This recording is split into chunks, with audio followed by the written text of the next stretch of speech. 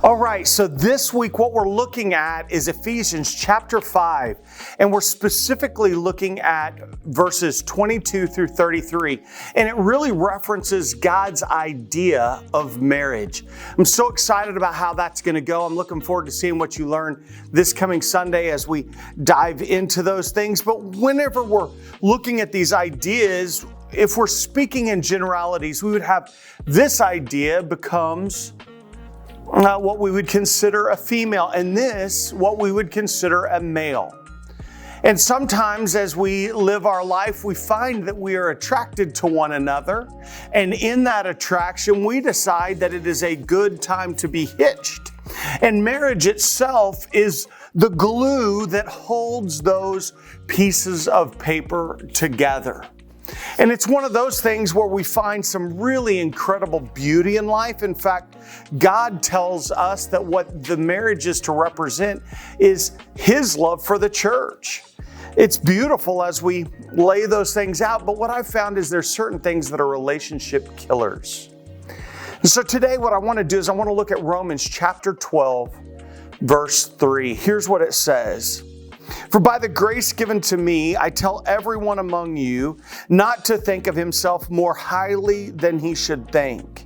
Instead, think sensibly as God has distributed a measure of faith to each one. I know that I talk about this all the time, but it's really easy to think more highly of ourselves than we ought. We understand our thoughts. We understand our perspective. We understand where we're coming from. We understand the fears that make us question and doubt others. We understand the things in our life that have been good that cause us to trust or to embrace others. And so when somebody has a different opinion or a different thought, it's really difficult for us to understand because we've not come from their perspective. We've not walked a mile in their shoes, let alone their eternity. I'll never forget whenever I first got married. I married the most incredible person. She is truly an incredible being. I was still shocked at some of the ways she did things, some of the ways she put things together or didn't put things together, some of the routes that she would take in driving across the city, some of the ways that we hear young couples debating concerning which way the toilet paper roll goes or which way clothes are to be folded or which way the dishwasher is to be loaded. And there was all these ways that in my mind made sense, but in her mind were completely foreign. Most of the time we were able to work through those things, but there were times where I thought I was right. And there were times where she thought she was right. And there were times where both of us thought we were right and both of us were drastically opposed. And it was there that I found I was thinking more highly of my opinions than I should. I won't quote on whether or not I think she was thinking more highly than she should, but it created tension. So I want us to look today at Mark chapter 10, verses 5 through 9. It says, "But Jesus told them, 'He wrote this command for you because of the hardness of your hearts. But from the beginning of creation, God made them male and female. For this reason, a man will leave his father and mother, and the two will become one flesh. So they are no longer two, but one flesh.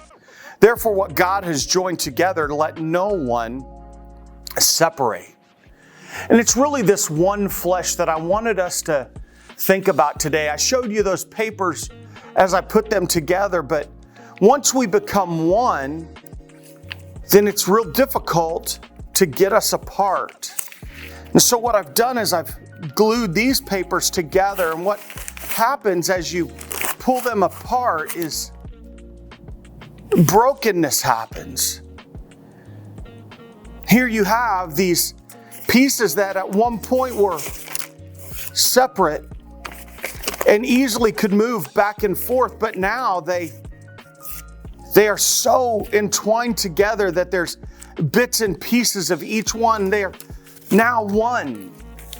And what I want us to understand about marriage is it's real similar on that same way as you see how we may think, well, at one point I was my own piece of paper and getting a divorce wouldn't really be all that difficult, would it? And what I want you to understand is literally marriage makes us one flesh.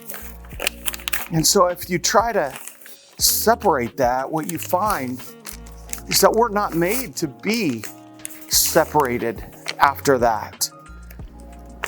If we do, there's holes that are left. I just can't get this one apart. As gentle as I try to be in getting it apart, it doesn't work. And you find that our marriages are much like that. As much as you may try to do it gently, the reality is we're just not made to come apart.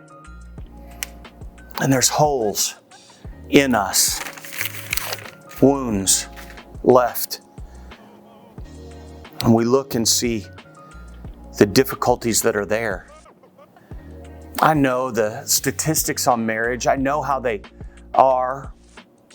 They say your first year of marriage is one of the worst as far as trying to acclimate, that year 3, 5, and 7 are very similar. Most marriages that end in divorce end before year 7. If you were to look at a bell curve in the way that they rate their marriages, and people in a 50-year study who took this study, they rate their marriage pretty high, and then it drops almost perfectly through year 7. At year 7, it begins to round out. At year 12 or 13, it hits the bottom. And it's at year 12 or 13 that statistics say that they go from viewing themselves as individual pieces of paper to an us. I wish the one flesh thing could happen just overnight, where we could feel an us at the very beginning. But the reality is it takes a lot of our selfishness to die off. It takes a lot of us preferring the other people and valuing their perspective, walking in their shoes, understanding their hearts and concerns. But somewhere around 12 or 13, they take a turn and it levels out. And from that point on, in almost all of the marriages, that same spike that was dropping their joy in marriage became one that was the opposite. It was fulfilling and almost skyrocketing. That at the year 21, they now were back at the level of 1, and from then on, things were much better. I wish I could say that that's how it worked out for everyone, but the reality is many people never do learn to communicate, never do learn to prefer one another, never do learn to sacrifice for the other. And so they're stuck in this difficulty where they are thinking more highly of themselves than they ought, where they're not able to display Christ's love for the church, where they're not able to submit to one another and love one another. So this week, I really want to encourage you, think about what it takes to truly be one.